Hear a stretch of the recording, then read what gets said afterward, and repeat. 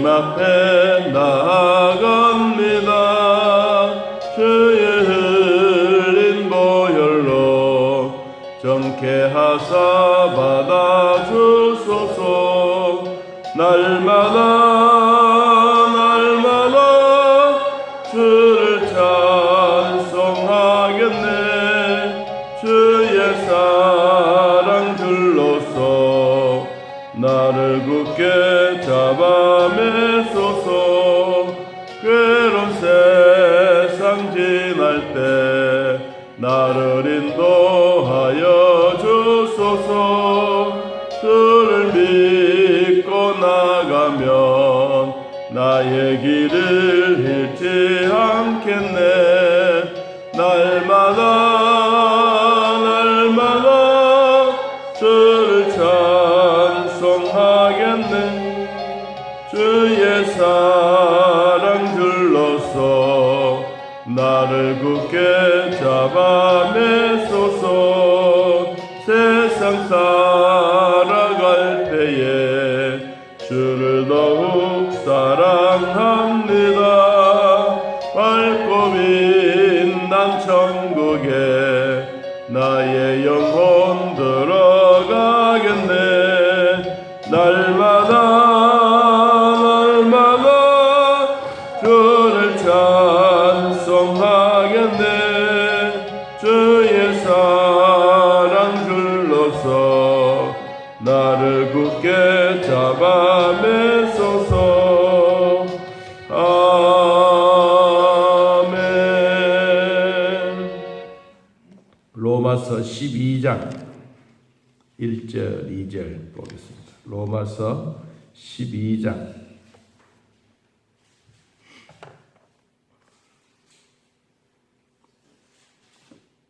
찾으신 줄 알고 1절 2절 하는 말씀 함께 읽습니다. 그러므로 형제들아 내가 하나님의 모든 자비하심으로 너희를 권하노니 너희 몸을 하나님이 기뻐하시는 거룩한 산 제물로 드리라. 이는 너희가 드릴 영적 예배니라.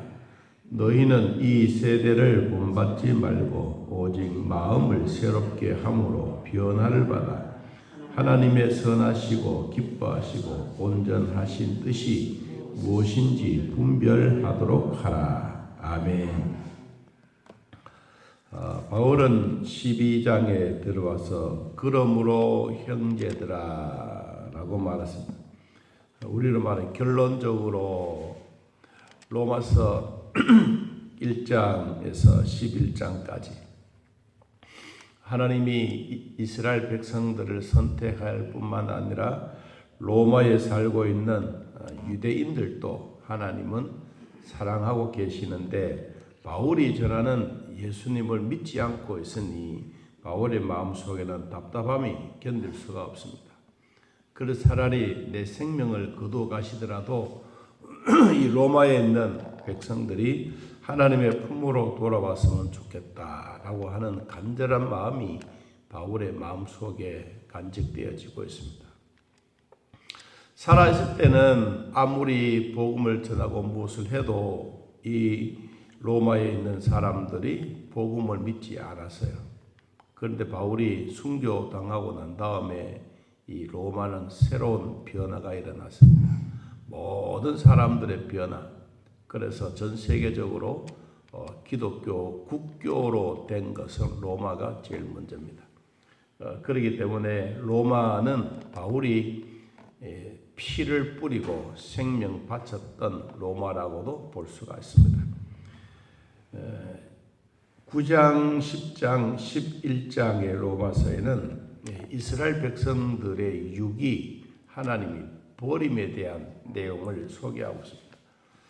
백성들이 하나님의 품으로 돌아오라고 그렇게 이야기를 해도 돌아오지 아니하는 이 로마 시민을 향해서 바울은 하나님이 백성들도 마찬가지다. 이스라엘 백성들도 하나님이 그들에게 보여주시고 그들이 먹이고 살려주시고 어려운 일이 있으면 평탄한 길을 만들어 걸어가게 하셨던 그 능력을 믿지 않고 자꾸 지나가는 과거만 생각하고 하나님은 옛날에 물도 없게 만들었지 않습니까? 우리는 광야에서 죽음만 갔습니다. 이런 얘기만 하면서 있을 때 하나님이 그래 내가 진짜 너희들에게 죽음만 가져왔느냐? 아니지 않느냐? 광야에도 내가 너희들에게 먹을 것도 주었고 목마르면 반석을 쳐서라도 땅 속에 바위 속에 있는 물을 끄집어내서라도 내가 너희들에게 주었는데 그런 말 하지 말아라. 하나님은 자비하시다. 하나님은 우리를 불쌍히 여기시는 분이다. 하나님은 어떤 분이냐? 그래서 이제 12장에 와서 그러므로 형제들아 내가 이제까지 이야기했던 것 중에 이제 결론적으로 우리의 인생을 살아간다면 내가 하나님의 모든 자비하심으로 이 한마디가 자비하심으로 앞에 있는 모든 내용들을 통틀어서 우리 하나님은 하나님이 선택했던 백성들을 버렸지만 속마음은 버린 게 아니다. 겉으로 너희들이 나를 떠났지만 나는 너희들을 버리지 않았다. 야곱 이스라엘도 말했습니다. 나는 죽지만 너의 하나님은 살아계신다. 너는 평생토록 하나님과 함께 동행하고 하나님과 함께 살아가게 될 것이다. 그랬습니다. 그런 것처럼 바울도 이제 내가 하나님의 모든 자비하심으로 너희를 권하노니 하나님의 자비하심과 하나님의 긍휼과 하나님이 우리를 불쌍히 여기시는 마음으로 내가 너희들에게 권면한다. 뭐냐? 어떤 권면이라? 너희 몸을 하나님이 기뻐하시는 거룩한 산 제사로 드리라. 거룩한 산 제사로 드리라. 무엇을? 내 몸을 누구에게? 하나님께. 어떻게? 기뻐하는 마음으로. 우리가 예배 드리는 것은 우리 몸을 드리고 우리 마음을 드리고 우리 영혼을 드리는 겁니다.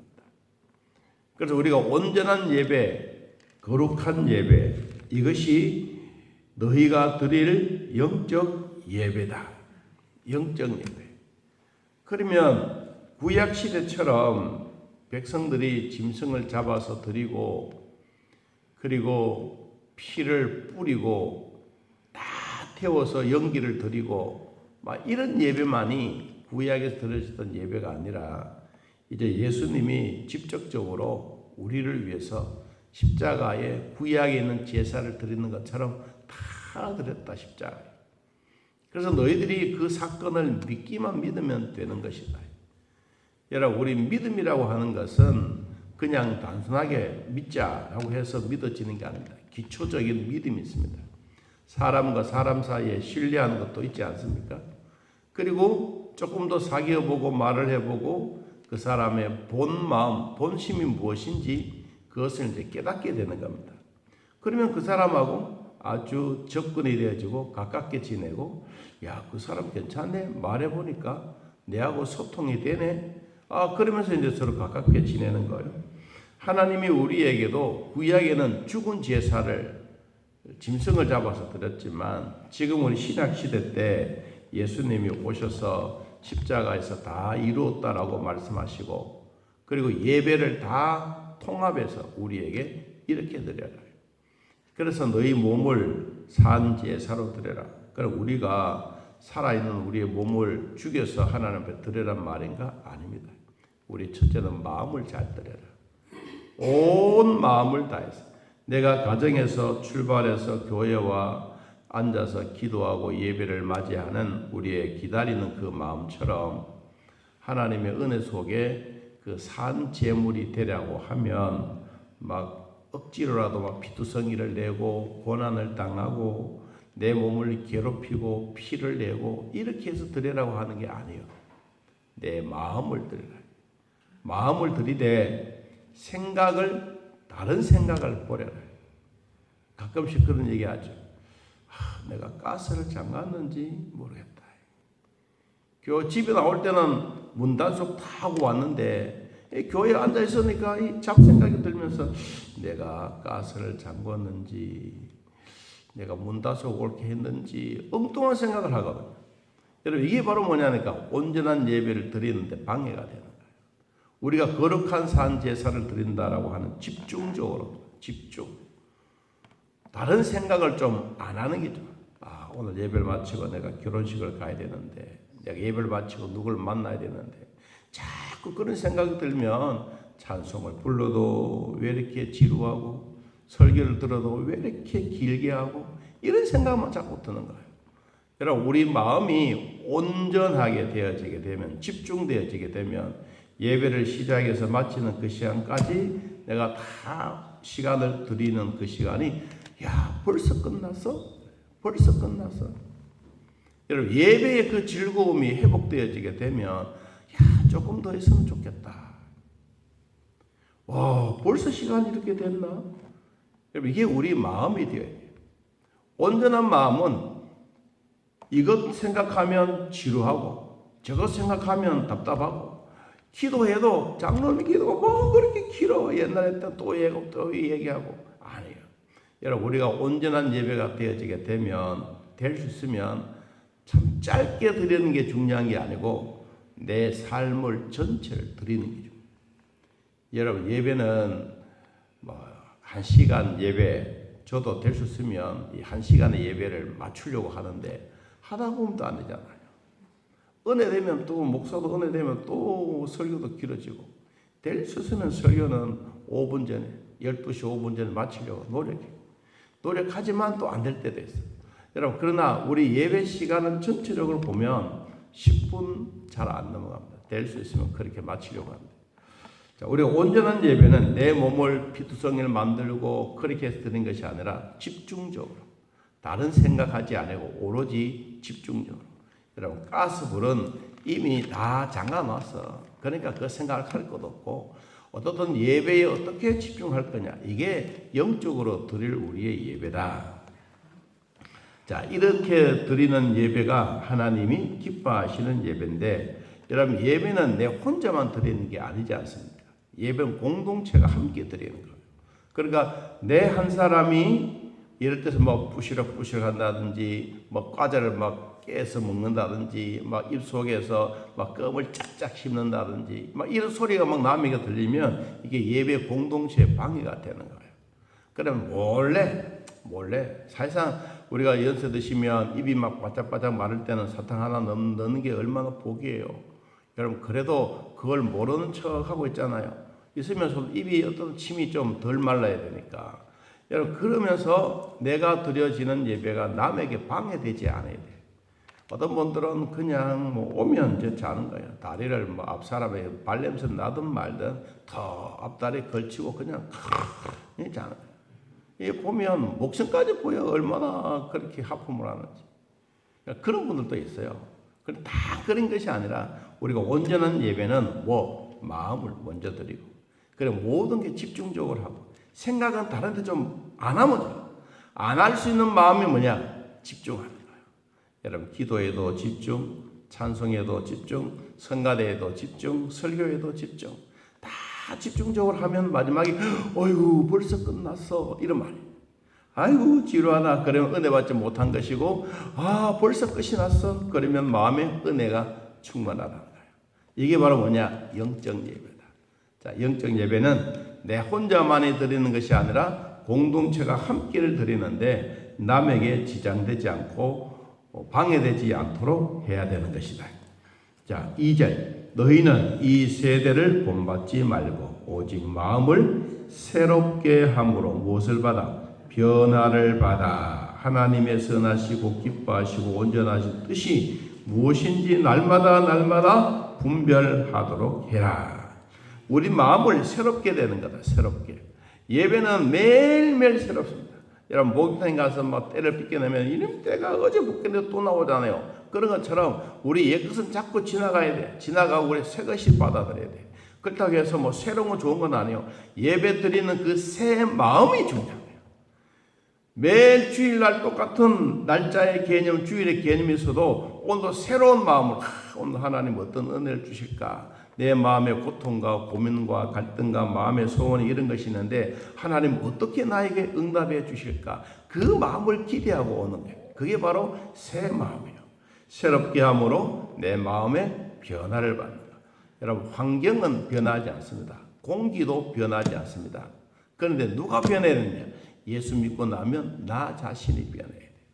여러분, 집에 가서 내가 은혜를 푹 받고 돌아가면 남편이 변해가 있습니까? 안 했던 설거지가 뭐 다 해놓았습니까? 아닙니다.